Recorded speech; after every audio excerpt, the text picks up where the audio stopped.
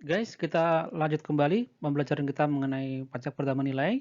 Dan pada video kali ini kita akan belajar tentang objek dari PPN tersebut ya. Dengan masih menggunakan slides dan buku yang sama dari Bapak Untung Soekarji almarhum. Dan slide-nya mungkin sedikit diedit untuk menyesuaikan gitu ya. Ya, sebelum kita lebih lanjut ke objek dari PPN, ada baiknya mungkin kita memahami konsep-konsep istilah umum dalam PPN itu sendiri ya. Nah, yang pertama adalah tentang daerah pabean. Nah, daerah pabean itu apa? Daerah pabean adalah wilayah Republik Indonesia, ya of course lah, yang meliputi wilayah darat, perairan, dan ruang udara di atasnya, serta tempat-tempat tertentu di ZEE, zona ekonomi eksklusif ini ya, dan landas kontinen yang di dalamnya berlaku undang-undang yang mengatur mengenai kepabeanan. Nah, di sini ada undang-undang mengenai kepabeanan, berarti PPN ini juga ada kaitannya dengan sana ya, dan which means DJP ya depends on DJBJ juga gitu ya. Kemudian istilah yang kedua adalah impor. Apa itu impor?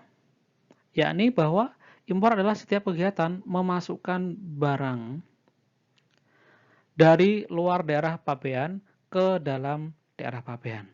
Dan di sini nanti kita juga akan mempelajari sebenarnya barang itu apa, gitu ya. Terus yang ketiga, ekspor BKP ya.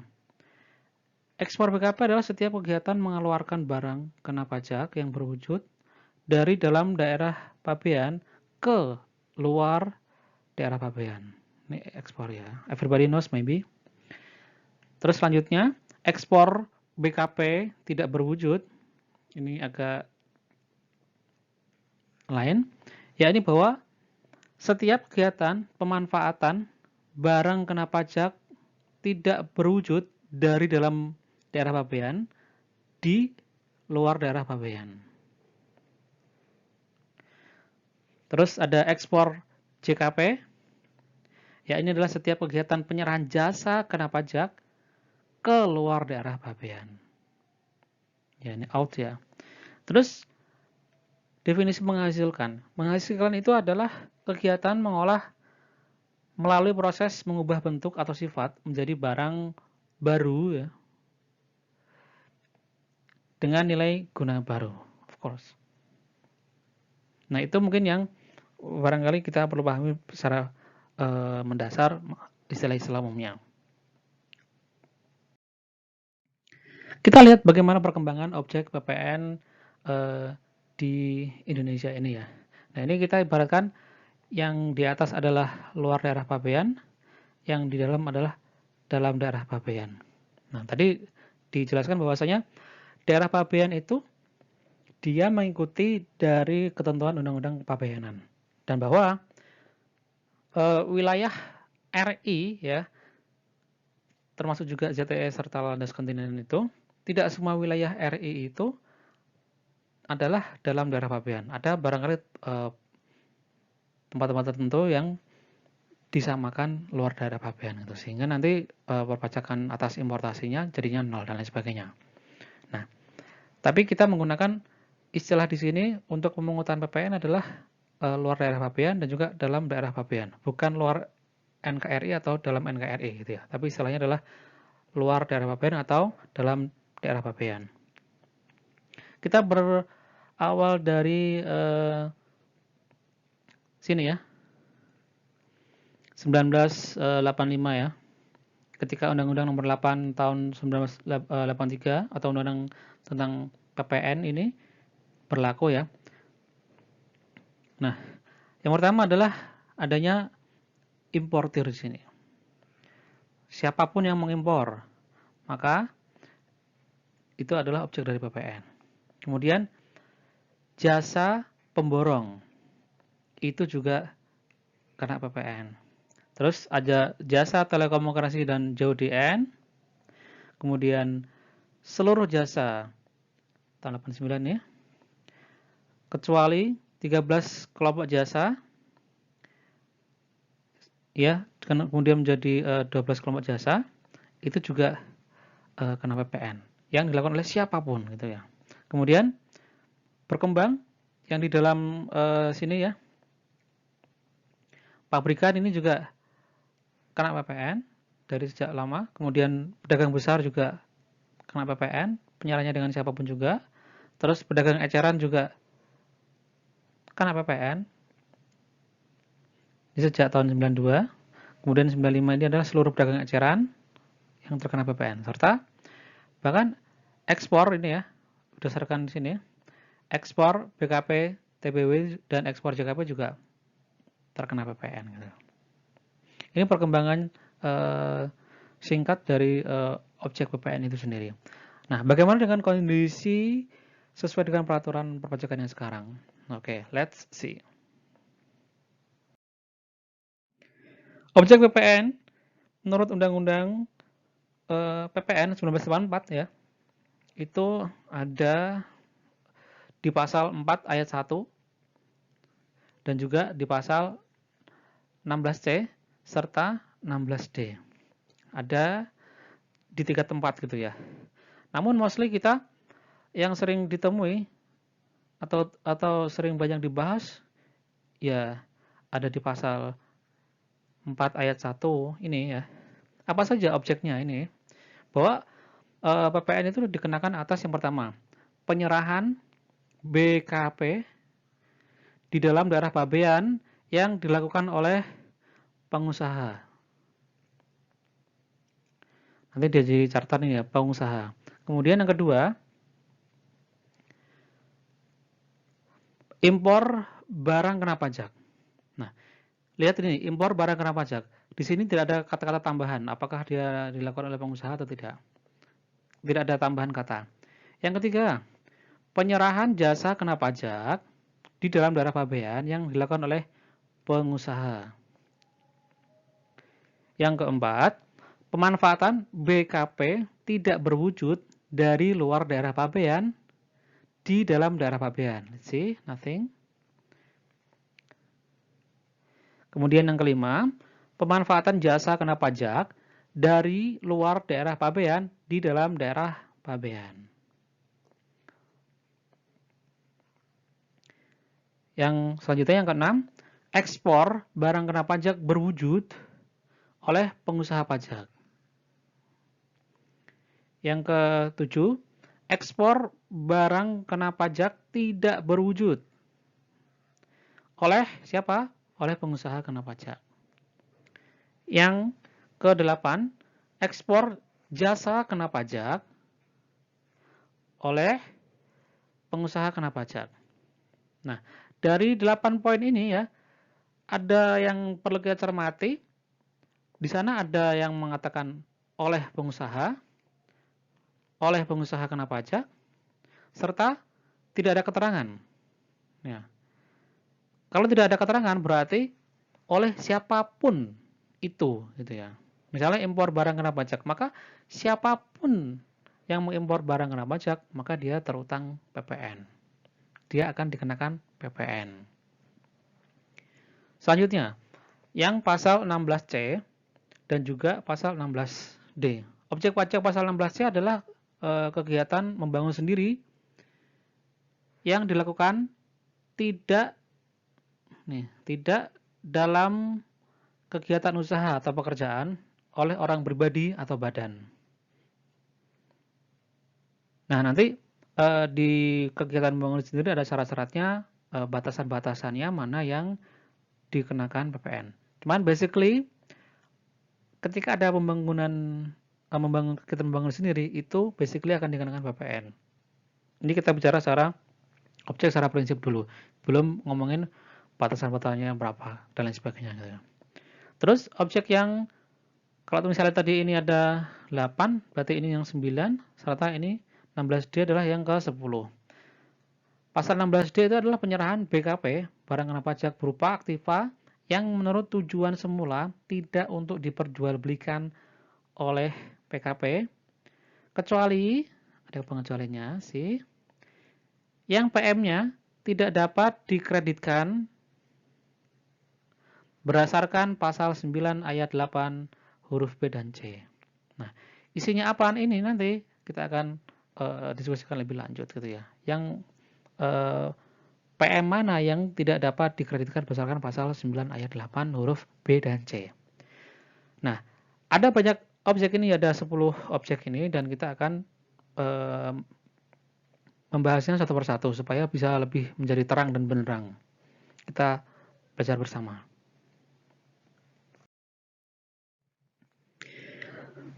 Sebelum masuk ke masing-masing item tadi, yang 10 item objek PPN tadi ya, kita lihat dulu nih, pembagian-pembagian dari 10 itu larinya kemana aja ya. Nah, khususnya yang dari 8 poin tadi ya. Cuman kita coba lihat di sini. Objek PPN ini kan dia bersifat dinamis ya. Nah, yang pertama dia ada arus BKP dan JKP di dalam daerah pabean. Nah, kemudian arus BKP dari luar ke dalam daerah pabean, arus BKP atau JKP, kemudian arus BKP atau JKP dari dalam ke luar daerah pabean. Jadi kalau misalnya di sini ya, ini luar pabean, ini dalam pabean. Yang pertama ini apa ya? Kegiatan yang dari A ke B misalnya, masih sama-sama di dalam daerah pabean.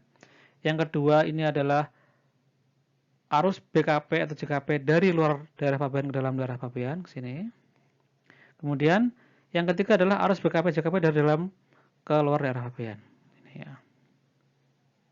So this is 1, 2, and 3. Ya. Nah, yang pertama, arus BKP atau JKP di dalam daerah pabean. Ini within ya, within daerah pabean ya. Satu adalah penyerahan BKP atau JKP di dalam daerah pabean. Ini berarti yang A sama yang kayak yang C tadi ya. Terus kegiatan membangun sendiri tidak dalam kegiatan usaha atau pekerjaan bebas 16C. Kemudian penyerahan aktiva menurut tujuan semula tidak untuk dijual. Berarti 16. Ini 16D. Terus arus yang dari dalam arus yang dari luar ke dalam daerah pabean yang poin 2 ini. Ini poin 1. Itu pemanfaatan BKP tidak berwujud atau JKP dari luar ke dalam daerah pabean. Sama impor BKP. Kemudian yang arus BKP atau JKP dari dalam ke luar daerah pabean, nomor 3, adalah ekspor BKP atau ekspor JKP. Jadi ada 3 kelompok di sana ya. Within daerah pabean, impor, ekspor gitu. Kita akan membahas objek PPN tadi satu persatu ya. Nah, yang pertama ini dan sekaligus kedua ya, yaitu penyerahan BKP. Penyerahan BKP di dalam daerah pabean yang dilakukan oleh pengusaha. Nah, ini diatur di pasal 4 ayat 1 huruf A. Serta penyerahan JKP, jasa kena pajak di dalam daerah pabean oleh pengusaha. Basically yang penyerahan BKP dan JKP ini ya dia posisinya sama, yakni BKP atau JKP yang dilakukan di daerah pabean oleh pengusaha gitu ya. Nah, jadi pengusaha menyerahkan BKP atau pengusaha menyerahkan JKP ini, dan kemudian diatur pula siapa pula itu pengusaha kena pajak gitu ya. Nah, pengusaha kena pajak sebagaimana diatur dalam pasal 1 angka 15 adalah pengusaha yang melakukan penyerahan BKP dan atau JKP yang dikenai pajak berdasarkan Undang-Undang PPN. Sesimpel itu. Pengusaha yang melakukan penyerahan BKP dan atau JKP yang dikenai pajak berdasarkan Undang-Undang PPN. Sehingga dia pengusaha yang melakukan penyerahan BKP atau JKP pada dasarnya adalah PKP. Basically dia PKP. Siapapun itu. Dan suatu penyerahan BKP atau JKP yang dapat dikenai PPN, dia dapat dikenai PPN apabila yang menyerahkan adalah PKP. Kalau yang menyerahkan bukan PKP, maka dia tidak dikenai PPN. That's basic understanding. Terus, apa syarat penyerahan barang atau jasa yang dikenai oleh PPN ini menurut Undang-Undang PPN? Yang pertama adalah dia dalam kegiatan usaha atau pekerjaan dari pengusaha kena pajak tersebut. Kemudian sesuai dengan kegiatan sehari-hari dari PKP. Kalau misalnya nggak sehari-hari, berarti ya bukan. Terus di sana ada unsur pengulangan, jadi ada repetisi. Entah itu pengulangannya harian atau entah itu ulangannya mingguan atau bulanan dan lain sebagainya. Tapi ada repetisi di sana. Terus syarat yang kedua dilakukan di dalam daerah pabean. Dan yang ketiga, yang diserahkan adalah BKP atau JKP. Nah, BKP atau JKP ini akan kita bahas pada sesi yang lain secara lebih mendetail lagi. Terus bagaimana formula ini? Untuk pasal 4 ayat 1 huruf A, ini penyerahan BKP, dan huruf C, penyerahan JKP di dalam daerah pabean ini. Dan bagaimana di dalamnya ada penegasan dalam penjelasan pada ayat tersebut. Nah, PPN dikenakan atas penyerahan BKP dan atau penyerahan JKP di dalam daerah pabean yang dilakukan dalam kegiatan usaha atau pekerjaan PKP. Jadi di sana ada klausul tambahan dalam kegiatan usaha atau pekerjaan dari PKP-nya. Kalau misalnya tidak dalam kegiatan usaha atau pekerjaan usaha, bisa jadi dia tidak tertanggung PPN. Misalnya orang pribadi nih, saya misalnya yang mungkin berprofesi sebagai ASN, kemudian saya menjual tanah itu kan sebenarnya PKP ya. Maka itu tidak dalam kegiatan usaha atau pekerjaan saya untuk jual beli tanah gitu ya. Saya hanya melakukannya hanya 1 kali saja mungkin. Tidak ada kata yang berulang gitu ya. Maka dia bisa jadi tidak akan dikenakan PPN karena saya bukan pengusaha kena pajak. Dan itu tidak dalam rangka kegiatan usaha atau pekerjaan saya. Terus PPN dikenakan atas penyerahan BKP atau JKP di dalam daerah pabean berdasarkan kegiatan usaha atau pekerjaan dari PKP tersebut. Dia harus memenuhi 4 unsur ini ya. Yang pertama adalah adanya barang kena pajak atau jasa kena pajak. Kemudian yang kedua, adanya penyerahan BKP atau penyerahan JKP. Yang ketiga, dilakukan di dalam daerah pabean. Dan yang keempat adalah dalam kegiatan usaha atau pekerjaan PKP serta dia bersifat kumulatif. Atas keempat unsur ini nanti akan dijabarkan lebih lanjut pada video yang lainnya. Kita akan belajar mengenai BKP dan juga BKP serta barang-barang atau jasa pajak apa yang dikecualikan atau tidak dikenakan PPN, serta apa itu penyerahan, ya kan? Dan apa itu dalam daerah pabean serta dalam kegiatan usaha atau pekerjaan itu tadi pada video yang lainnya. Kita fokus dulu kepada objek yang ada 8+2 tadi ya. Di pasal 4 ayat 1 serta pasal 16C dan 16D. Objek yang selanjutnya adalah PPN dikenakan atas impor barang kena pajak.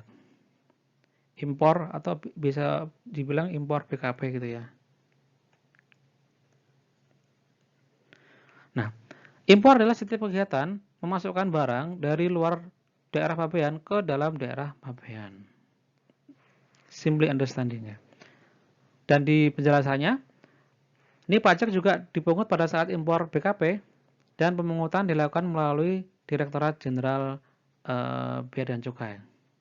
So, di sini DJP ya, yang sebenarnya bertanggung jawab atas pajak PPN, dia harus bekerja sama dengan Direktorat Jenderal Bea dan Cukai ya. Karena DJPJ ini kan dia sebagai guardian ya, bukan guardian of the galaxy, guardian of the Indonesian Gate gitu ya. Dan nanti dia Direktorat Jenderal Bea Cukai ini juga selain sebagai guardian juga dia memungut PPN atas impor BKP ini.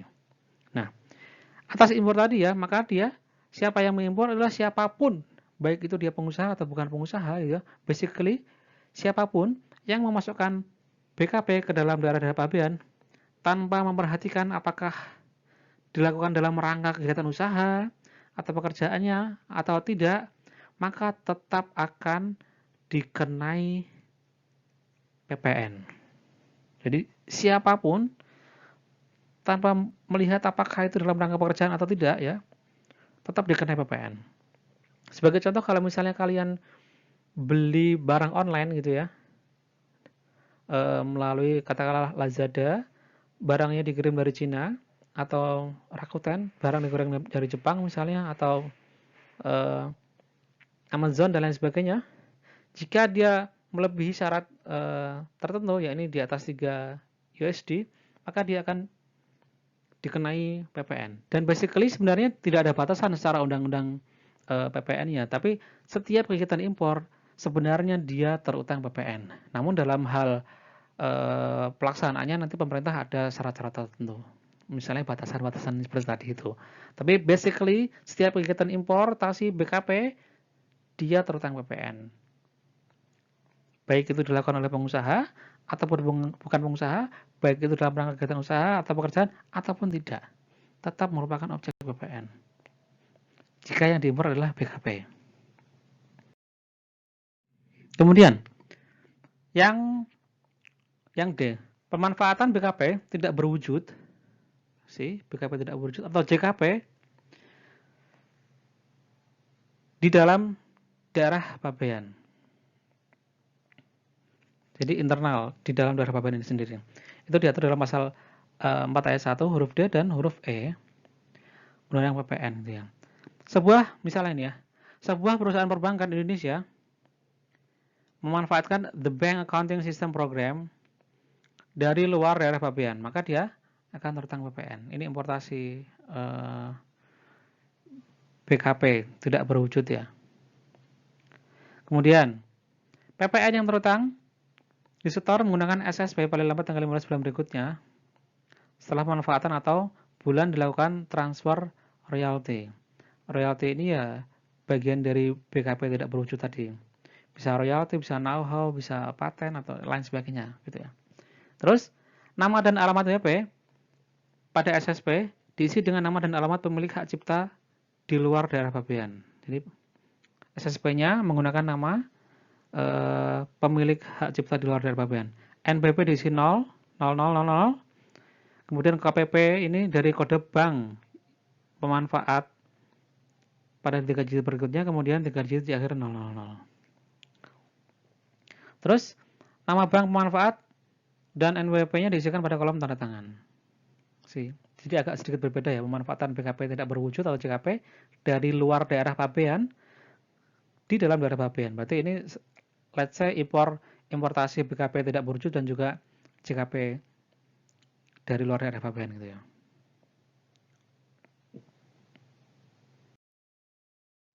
Nah, kita lihat contoh yang lainnya.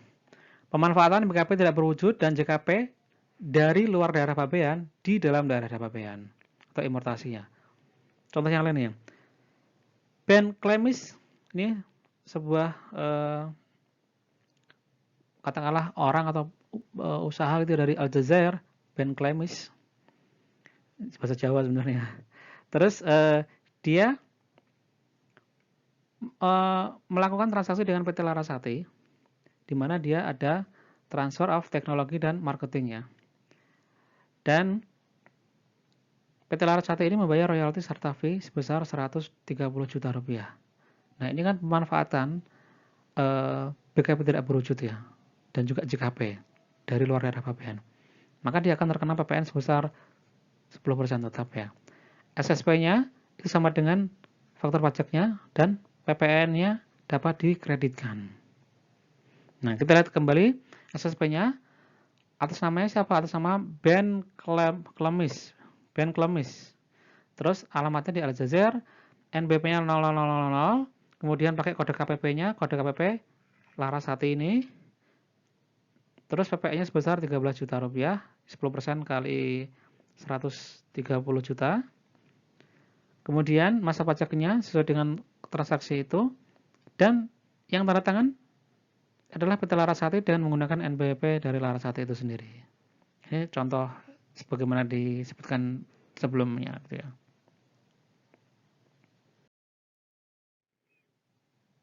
Terus pemanfaatan BKP tidak berwujud dan juga JKP dari luar daerah pabean di dalam daerah pabean ini Ini diatur lebih lanjut di peraturan Menteri Keuangan.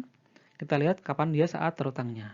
Dia saat terutangnya adalah saat pemanfaatan BKP tidak berwujud atau JKP dimulai. Itu pada saat, nah, first, harga perolehan BKP tidak berwujud atau JKP dinyatakan sebagai utang oleh pihak yang memanfaatkan. Dinyatakan sebagai utang, berarti diakui sebagai utang oleh pihak yang memanfaatkan. Kemudian, harga jual BKP tidak berwujud dan atau penggantian tersebut ditagih oleh pihak yang menyerahkan. Ketika ditagih oleh pihak yang menyerahkan. Terus, saat harga perolehan BKP tidak berwujud dan atau JKP tersebut dibayar baik sebagian ataupun seluruhnya. Mana yang lebih dahulu dari ketiga unsur tadi, itulah saat dia terutang. Nah, bisa jadi sebuah perusahaan itu yang memanfaatkan misalnya menggunakan trademark tertentu, trademarknya milik luar negeri, kemudian dimanfaatkan di Indonesia, ya dalam daerah pabean itu, dia belum mengakui sebagai utang, tapi dia sudah membayarkan. Misalnya ini hanya misalnya, dia belum mengakui sebagai utang, tapi sudah membayarkan. Maka saat terutangnya adalah saat pembayaran itu tadi. Baik itu dibayarkan sebagian ataupun seluruhnya. Dia akan terutang di sana. Atau bisa juga dari luar negeri sudah ditagihkan dulu, sementara belum dibayar.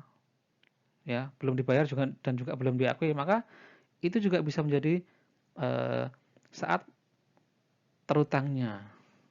Karena di sini adalah poinnya adalah mana yang lebih dahulu di antaranya, gitu ya. Nah, ketika hal tersebut tidak diketahui, maka yang digunakan adalah tanggal penandatanganan surat perjanjian. Pasti kalau misalnya dalam bisnis to bisnis kan dia ada surat perjanjiannya, baik itu ditandatangani secara langsung ataupun via email gitu ya. Nah, based on that. Gitu.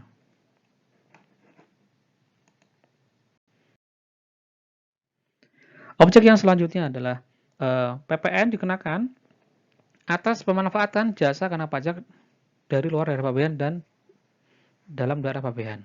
Sebagaimana telah dijelaskan sebelumnya. Misalnya ini pengusaha pajak ya, di Surabaya memanfaatkan jasa kena pajak dari pengusaha B yang berkedudukan di Singapura.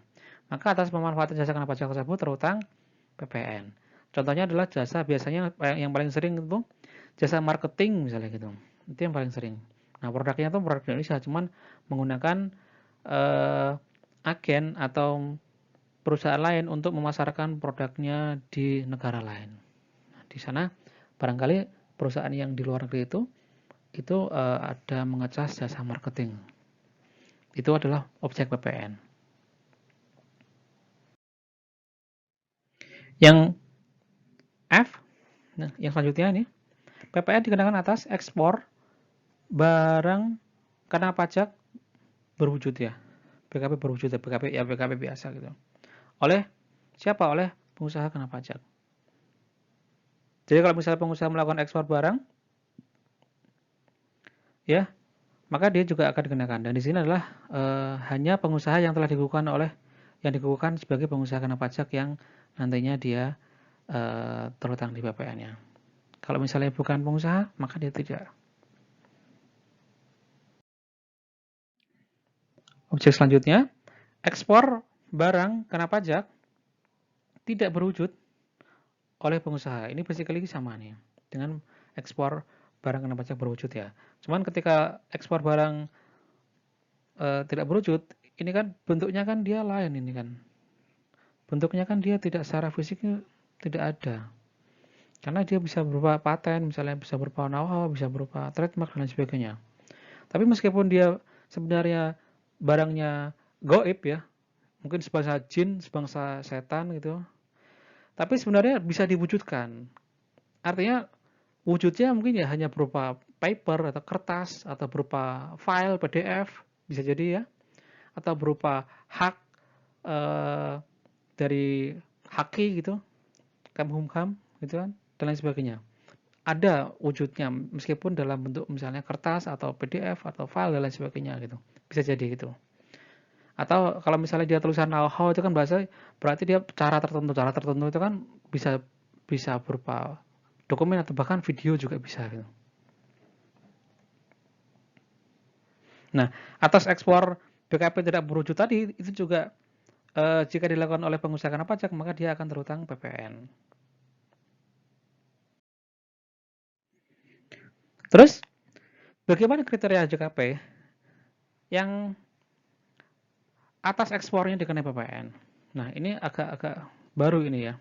Nah, bahwasanya PPN itu juga dikenakan atas adanya ekspor JKP oleh PKP.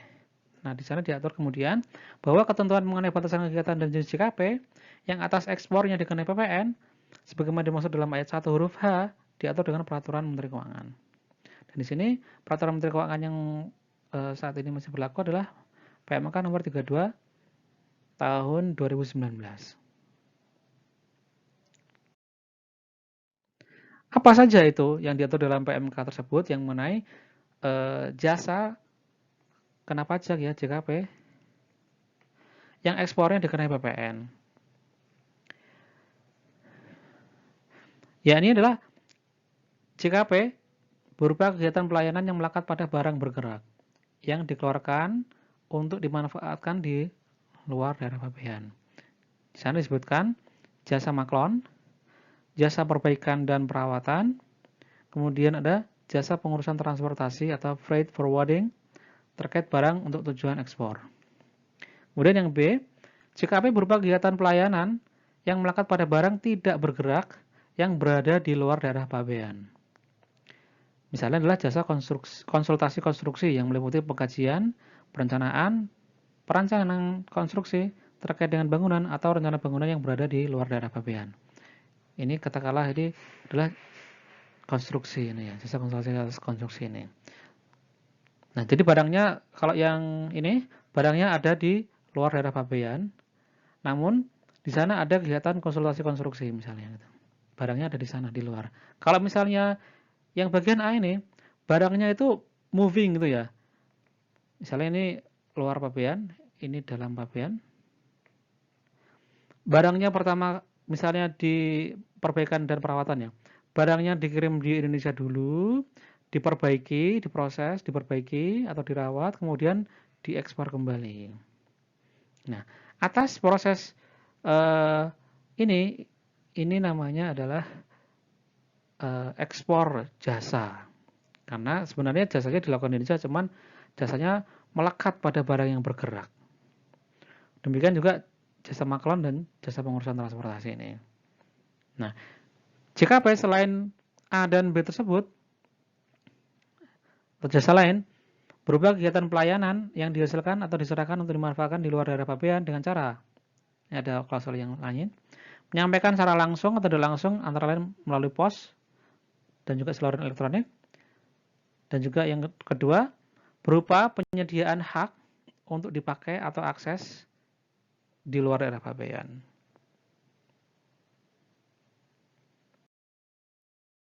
Nah, jasa kena pajak yang atas ekspornya dikenai PPN ini. Ini jasa lain di luar yang A dan B tadi. A dan B itu kan tadi udah jelaskan ya. Kemudian yang bawah itu kan yang jasa lain tadi ya. Nah, ini jasa apa aja nih? Yaitu yang pertama adalah jasa teknologi dan informasi. Yang kedua jasa penelitian dan pengembangan, research and development, R&D. Yang ketiga jasa persewaan alat angkut berupa sewa pesawat udara dan atau kapal laut untuk kegiatan penerbangan atau pelayaran internasional. Ini sewa-sewa pesawat yang mungkin dilakukan oleh Garuda atau dilakukan oleh Lion gitu ya. Terus yang keempat jasa konsultasi bisnis dan manajemen, jasa konsultasi hukum, jasa konsultasi desain arsitektur and interior, jasa konsultasi sumber daya manusia, jasa konsultasi keinsinyuran atau engineering services, jasa konsultasi pemasaran atau marketing services, jasa akuntansi atau pembukuan, jasa audit laporan keuangan, dan jasa perpajakan. Ini kelompok-kelompok yang jasa konsultasi ini intinya. Mirip-mirip. Tapi bukan konsultasi yang konstruksi tadi ya. Kan berbeda dia. Terus yang kelima, jasa perdagangan berupa jasa mencarikan penjual barang di dalam daerah pabean untuk tujuan ekspor. Terus yang keenam, jasa interkoneksi, yaitu penyelenggaraan satelit dan atau komunikasi atau konektivitas data ini.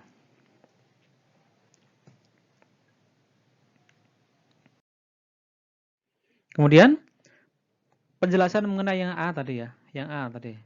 Di antaranya adalah jasa maklon gitu kan ya. Jasa yang melekat pada barang yang bergerak. Nah, jasa maklon ini apa sebenarnya maklon itu? Nah, maklon itu sebenarnya yang paling mudah untuk saya jelaskan adalah what is maklon ya. Kalau misalnya kalian ini pengen menjahitkan celana ya. Ini agak sedikit berbeda. Celana ya.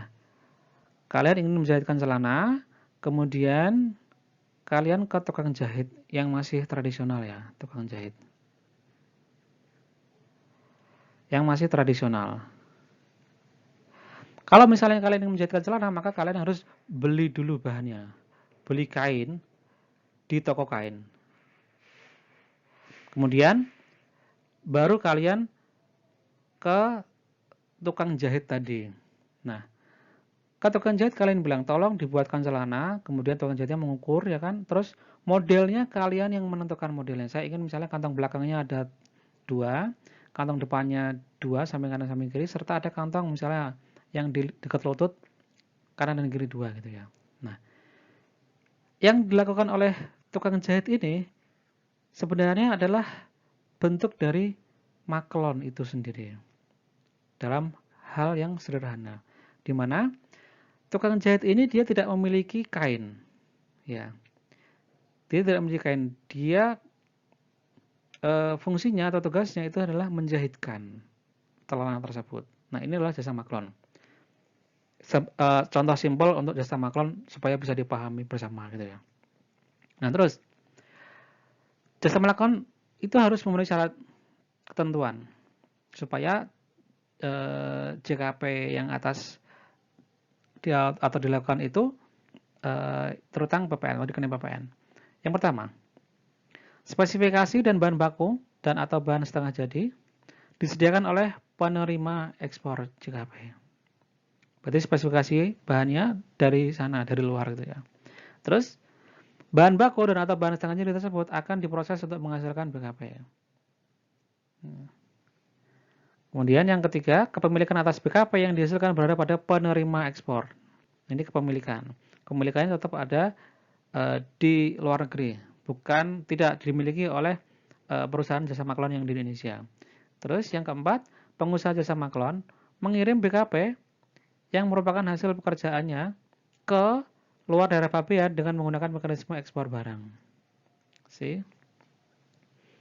Mirip kan konsepnya? Ini saya menjelaskan secara gampang dengan tukang jahit saja. Kemudian, jasa yang pajaknya atas ekspor jasa dikenai PPN yang lain adalah misalnya jasa TI, teknologi informasi ini. Bisa meliputi apa? Yang pertama, layanan analisis sistem komputer, antara lain pemecahan masalah yang membutuhkan dukungan teknologi informasi. Kemudian layanan perancangan sistem komputer, yang tadi analisis, yang sekarang perancangan, antara lain spesifikasi piranti keras, hardware, piranti lunak atau software, dan atau jaringan komputer yang dibutuhkan. Kemudian layanan pembuatan sistem komputer dan atau situs web menggunakan bahasa pemrograman, antara lain pembuatan aplikasi. Kemudian yang keempat, layanan keamanan teknologi informasi atau IT security, antara lain perlindungan informasi pada saat informasi diproses, ditransmisikan, dan juga disimpan. Ini penjabaran dari jasa teknologi informasi itu meliputi apa saja. Terus,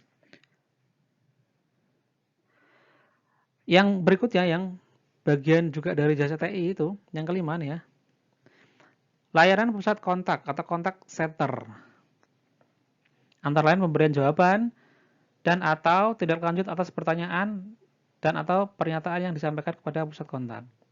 Kemudian yang keenam, pelayanan dukungan teknik, antara lain penanganan masalah pelanggan atau klien, layanan penerapan, pemakaian, pemrosesan data, data processing, dan konfigurasi piranti keras, piranti lunak, dan atau jaringan komputer.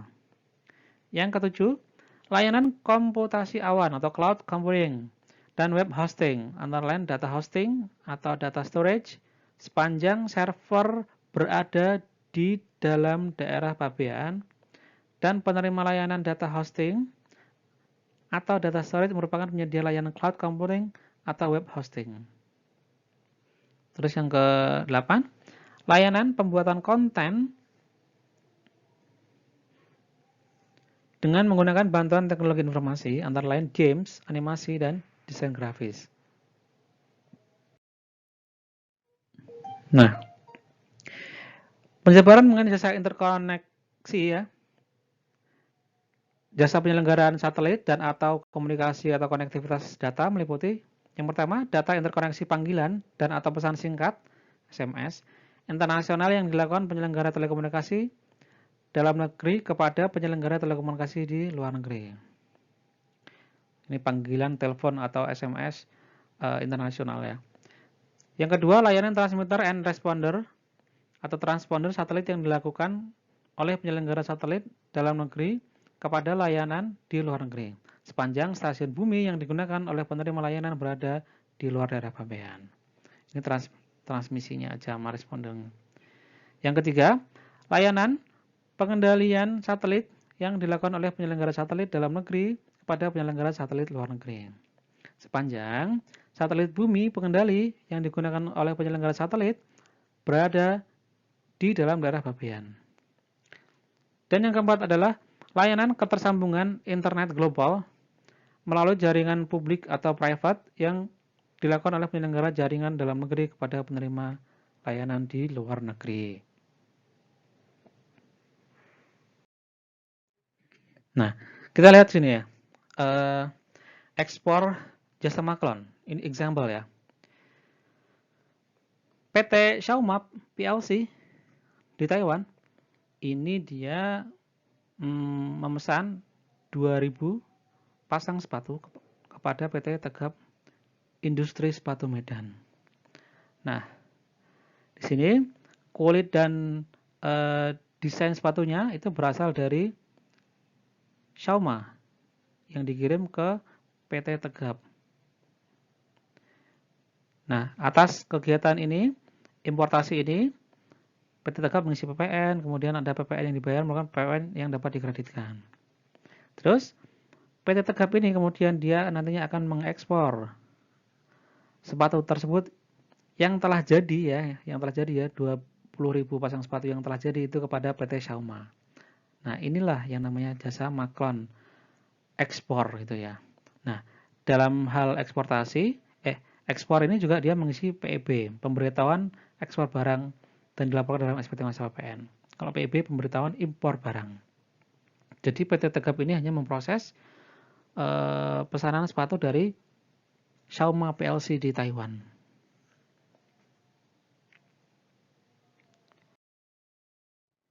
Nah, ekspor jasa kena pajak ini, example nih.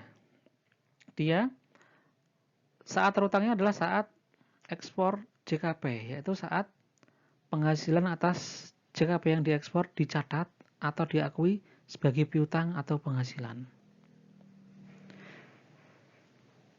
Kemudian tempat terutangnya adalah tempat tinggal, tempat kedudukan, tempat kegiatan usaha dilakukan, atau tempat lain yang diatur dengan peraturan Dirjen Pajak. Kemudian ketika melakukan ekspor ya, biasanya kan kalau misalnya ekspor barang kan dengan mudahnya dia mengisi PEB kan ya, pemberitahuan ekspor barang ya. Nah, ini kalau misalnya ekspor JKP, ini maka dia wajib membuat faktur pajak pada saat dilakukan ekspor tadi. Nah, faktur pajak tersebut berupa pemberitahuan ekspor jasa kena pajak yang dilampiri dengan faktur penjualan atau invoice yang merupakan satu kesatuan tidak terpisahkan dengan PEJKP gitu. Pemberitahuan ekspor jasa kena pajak. Jadi bukan PEB tapi PEJKP, pemberitahuan ekspor jasa kena pajak. Atas kegiatan ekspor BKP yang dihasilkan dari pelaksanaan jasa kegiatan maklon, selain membuat faktur pajak berupa PEJKP, PKP juga wajib membuat pemberitahuan ekspor barang atau PEB. Jadi ada dua. Untuk yang maklon, karena dia ada arus barangnya, maka dia bikinnya PEJKP juga PEB. Dia double dia bikinnya. Ini mengenai penjelasan lebih lanjut tentang penyerahan JKP ya. PPN dikenakan atas penyerahan JKP di dalam daerah pabean yang dilakukan oleh pengusaha yang dimanfaatkan di dalam atau di luar daerah pabean. Jadi kalau misalnya ada jasa, itu bisa dilakukan di dalam atau di luar daerah pabean. Di dalam daerah pabean berarti dia juga tertanggung PPN. Ketika jasa itu juga dimanfaatkan di luar daerah pabean, maka dia juga kena PPN. Namanya ekspor JKP. Contohnya adalah gini. Z Corp yang berlokasi di Korea Selatan ini, dia meminta kepada PT Dev untuk melakukan survei pasar. Nah, PT Dev kemudian melakukan survei pasar sesuai dengan yang diinginkan oleh Z Corp. Barangkali yang berkaitan dengan produk-produk yang terkait dengan Z Corp-nya. Apakah dia marketable di Indonesia atau tidak gitu kan. Maka Z Corp meminta PT Dev untuk melakukan survei pasar. Nah, PT Dev kemudian melakukan jasa survei pasar dan memberikan hasilnya kepada Z Corp. Atas transaksi ini ya, maka dia sebenarnya terutang PPN. Sebenarnya ekspornya nih. Dan tempat pemanfaatan jasa survei pasar ini kan dia dimanfaatkan oleh Z Corp ya. Yang memanfaatkan jasa survei pasar dan dimanfaatkannya di luar negeri, meskipun data-datanya di Indonesia.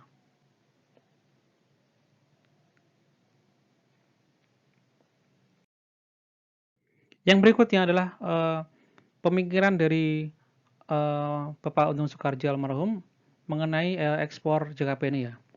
Bahwa di pasal 6 PP nomor 1 tahun 2012, PPN dikenakan atas penyerahan JKP di dalam daerah pabean yang dilakukan oleh pengusaha yang dimanfaatkan baik di dalam ataupun di luar daerah pabean.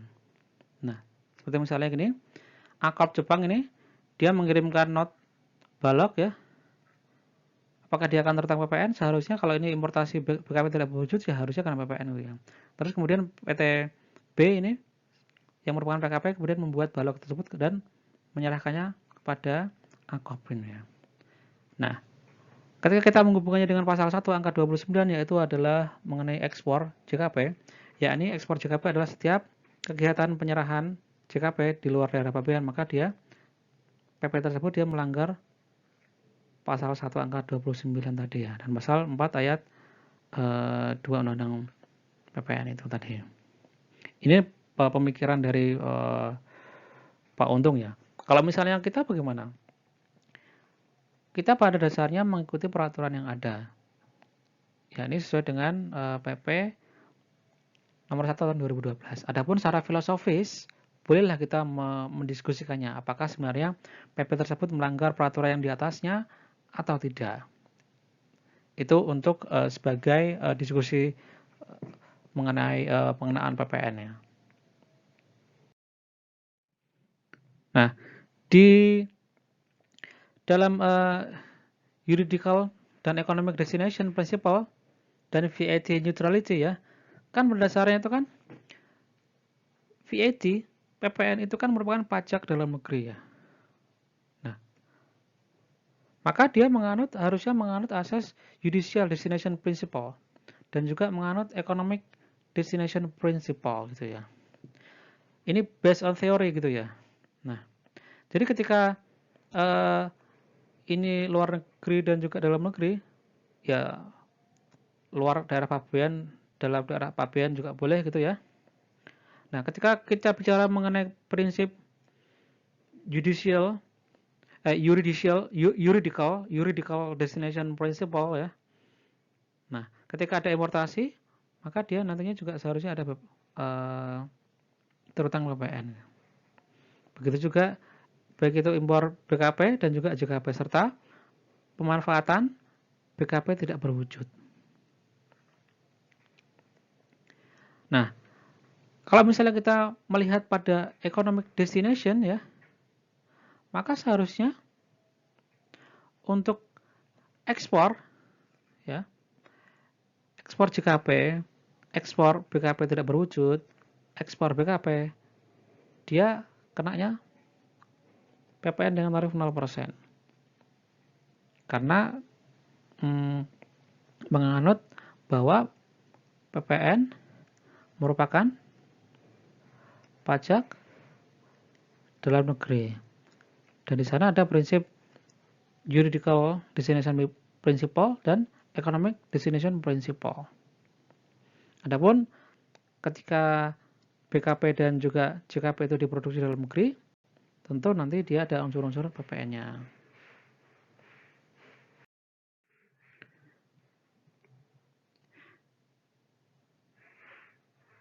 Nah, untuk PPN yang diatur dalam pasal 16C ini ya, PPN dikenakan atas kegiatan membangun sendiri yang dilakukan tidak dalam kegiatan usaha atau pekerjaan, baik oleh orang pribadi atau berbadan yang hasilnya digunakan sendiri atau digunakan oleh pihak lain. Jadi, baik orang pribadi atau berbadan yang melakukan kegiatan membangun sendiri, baik itu digunakan sendiri ataupun digunakan orang lain dan tidak dalam kegiatan usaha atau pekerjaan bebas, tidak dalam kegiatan usaha atau pekerjaan, maka dia akan tertanggung PPN.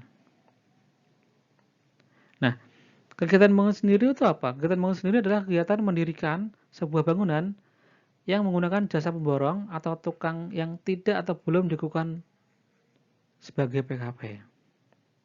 Jadi kalau misalnya pemborongnya itu sudah dikukuhkan PKP, maka tidak ada kegiatan bangun sendiri di sana karena PKP tersebutlah yang nantinya akan memungut PPN-nya.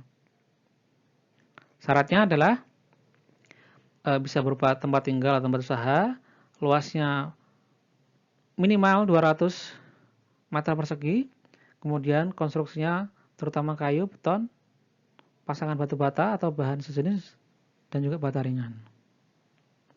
Dan atau baja ya, maaf. Nah, kalau misalnya pembangunan itu dilakukan secara bertahap bagaimana?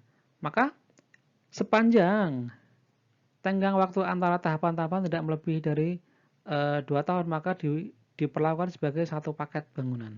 Jadi kalau misalnya tahun misalnya katakanlah 2019 ini dia lantai 1 itu ya, tahun 2020 ini lantai 2, maka kalau misalnya 2019 ini baru katakanlah 120 meter persegi, yang lantai 2 ini katakanlah baru 100 meter persegi, kan kalau terpisah-pisah ini kan dia tidak memenuhi syarat 200 meter persegi ya, cuman ini adalah bagian yang merupakan satu kesatuan secara bertahap, sehingga totalnya dia 220 meter persegi dan dilakukan dalam jangka waktu 2 tahun, maka dia memenuhi syarat sebagai satu paket bangunan.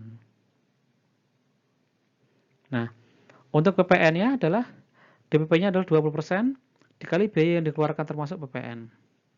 Tidak termasuk harga tanahnya. Dan saat atau tempat tertuangnya adalah terutang pada saat pembangunan dimulai. Di KPP lokasi bangunan tersebut didirikan. Misalnya si A, misalnya A gitu ya, dia terdaftarnya di KPP Jakarta Kebayoran Lama. Kemudian A ini membangun rumah yang memenuhi syarat ini ya di Serpong, maka dia tempat terletaknya adalah di KPP Serpong ini. Dan saat pembayaran adalah paling lambat tanggal 15 bulan berikutnya dari bulan pengeluaran. Terus saat pelaporan adalah saat paling lambat adalah akhir bulan berikutnya dari bulan pengeluaran.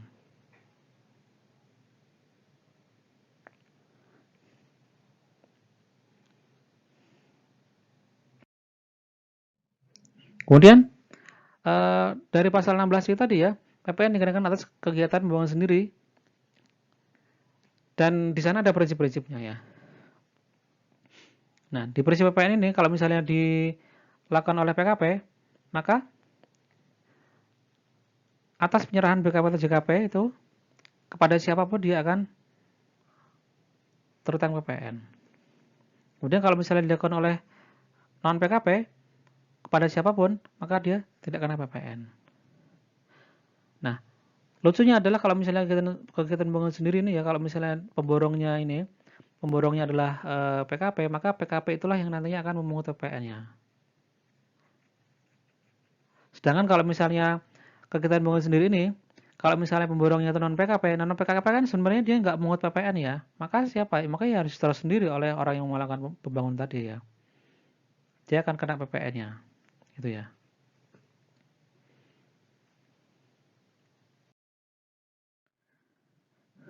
Nah, kemudian kita lihat kembali kalau misalnya dia PKP pemborong tadi ya, misalnya dia membangun gedung ya ini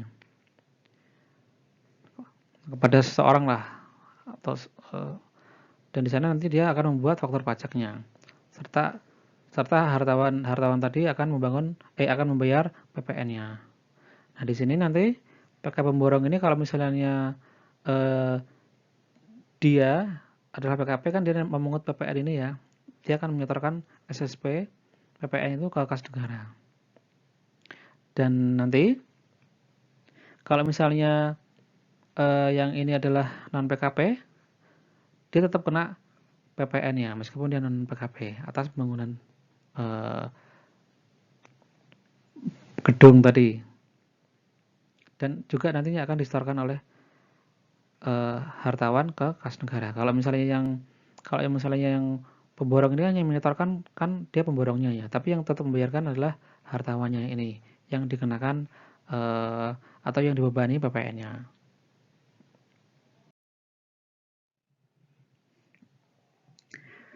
Nah, penjelasan lebih lanjutnya misalnya membangun sendiri ini ya. Kalau misalnya dia dalam kegiatan usaha atau pekerjaan terus digunakan sendiri, maka dia kena PPN. Di PPN-nya adalah biaya-biaya. PM-nya dapat dikreditkan, kemudian terutang pada saat atau selesai dikerjakan dan dibuatkan faktur pajaknya. Dia masuk bagian dari pemakaian sendiri JKP-nya. Kemudian kalau misalnya tidak dalam kegiatan usaha, ya, maka berupa tempat tinggal atau usaha dengan luas 200 meter persegi dan bersifat permanen, maka dia dikenakan PPN dengan DPP 20% dari biaya. Kemudian PM-nya tidak dapat dikreditkan, terutang pada saat mulai bangun dan tidak dibuatkan faktur pajaknya. Ini misalnya gimana ya? Contohnya ini ya, PT konstruksi bangun bangunan dibangun sendiri, ya, dibangun sendiri. Berarti kan PT konstruksi ini kan sebenarnya kan dia dalam rangka kegiatan usaha atau pekerjaannya kan ya. Nah, dia membangun bangunan untuk digunakan sendiri, maka jatuhnya adalah ke pemakaian sendiri. Berapapun luasnya, tidak ada minimal. Tidak ada minimal luasnya. Meskipun luasnya hanya 3 meter persegi atau 2 meter persegi, dia tetap kena PPN. Kalau misalnya tidak dalam rangka kegiatan usaha, maka dilihat dulu nih luasnya. Misalnya ini adalah katakanlah yayasan itu ya. Yayasan pendidikan. Dia bangun sendiri ini ya, bangun sendiri, maka dia bangun sendiri maksudnya adalah dengan kontraktor atau pemborong yang bukan PKP ya. Maka nanti dilihat dulu berapa luas bangunannya itu. Apakah itu lebih dari sama dengan 200 meter persegi atau tidak. Kalau misalnya memenuhi syarat-syaratnya baru dia dikenai PPN-nya dengan DPP 20% dari biaya yang dikeluarkannya. Dan PM-nya tidak bisa dikreditkan.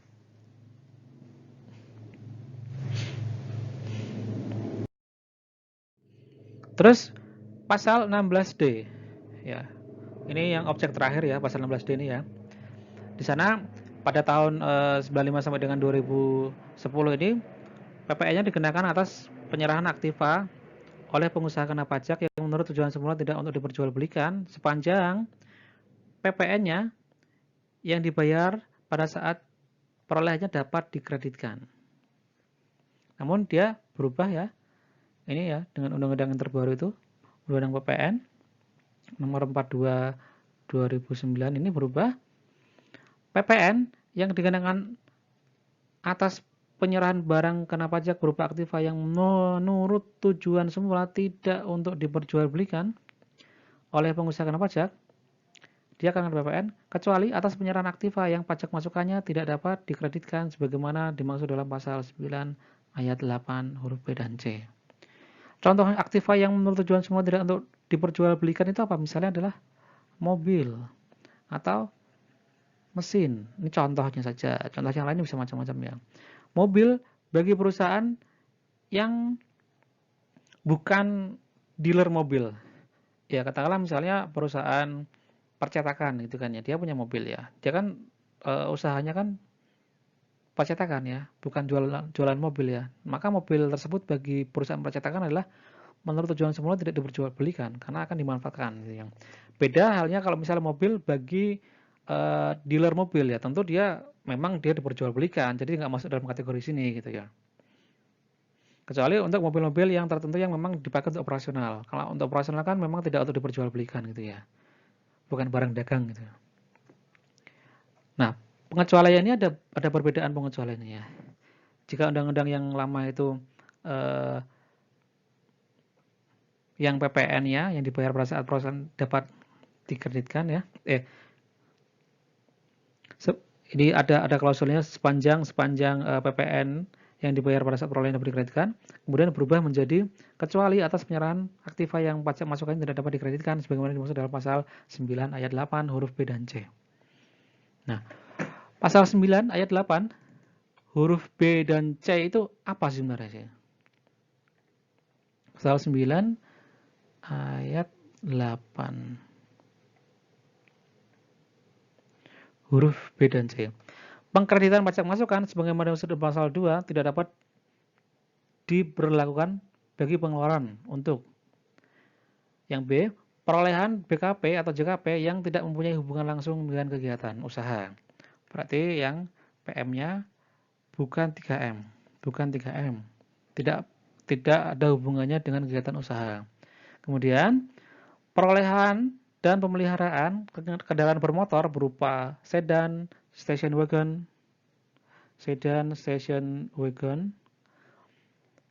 kecuali merupakan barang dagangan. Jadi bukan PM yang bukan 3M sama yang station wagon itu juga itu dikecualikan gitu ya. Nah, pasal 16D ini sampai dengan 2010 nih ya, Maret 2010, sepanjang PPN yang dibayarkan pada saat diperolehnya dapat dikreditkan, maka dia bisa kena PPN pasal 16 ayat D ini. Nah, sejak ini ada pengecualiannya sebagaimana dijelaskan tadi ya. Di pasal ada pengecualiannya tadi ya, pasal 9 ayat 8 huruf B dan C tadi ya. Huruf B itu mengenai perolehan BKP atau JKP yang tidak punya hubungan langsung dengan kegiatan usaha, dan yang C itu adalah perolehan pelihara kendaraan bermotor berupa sedan dan station wagon tadi. Contohnya ini. Contohnya yang langsung ya. PT Tekstil membeli mobil box di tahun 2000 ya, dan dia membayar PPN-nya. Nah, PPN ini nggak bisa dikreditkan, tidak dapat dikreditkan karena dibayar sebelum dikukuhkan sebagai PKP. Jadi PT Tekstil ini pada tanggal pembelian mobil box ini dia belum dikukuhkan sebagai PKP, maka nggak bisa dikreditkan dong. Nah, bulan Agustus dia baru dikukuhkan sebagai PKP. Kemudian 2010 nih 31 ini dia mobil box tadi dijual. Maka dia tidak kena PPN karena PM-nya nggak bisa dikreditkan. Tapi kalau misalnya ini mobil box yang ini dijual pada tanggal 1 April 2010, maka dia dikenakan PPN. Karena kategorinya berbeda. Ya, kategorinya berbeda. Batas tanggalnya berbeda. Ini batas tanggalnya walaupun cuma selisih hari gitu, 1 hari gitu ya, tapi kategorinya dia berbeda. Maka yang satu, kalau 31 Maret 2010 itu dia nggak kena PPN, kalau yang 1 April 2010 dia kena PPN, karena tidak masuk kategori di sini, tidak masuk pengecualiannya. Demikian mungkin yang bisa dijelaskan mengenai objek PPN ya. Kalau misalnya kita rekap kembali tadi objek PPN itu ada 10 ya. 8 di pasal 4 ayat 1, kemudian ada di pasal 16C dan 16D. Yang 4 ayat 1 ini berkaitan dengan pemanfaatan atau penyerahan BKP, JKP di dalam daerah pabean, kemudian ekspor BKP dan JKP, setelah importasi BKP, JKP gitu ya. Dan 16C ini adalah kegiatan membangun sendiri, serta 16C ini adalah penyerahan BKP yang menurut semula tidak diperjualbelikan gitu ya. Dan di sana ada pengecualian-pengecualiannya tadi. Oke, semoga bisa dipahami dan semoga bisa dimanfaatkan. And buat yang belum subscribe, please subscribe this channel. Buat yang sudah subscribe, please like, share, and comment. Thank you.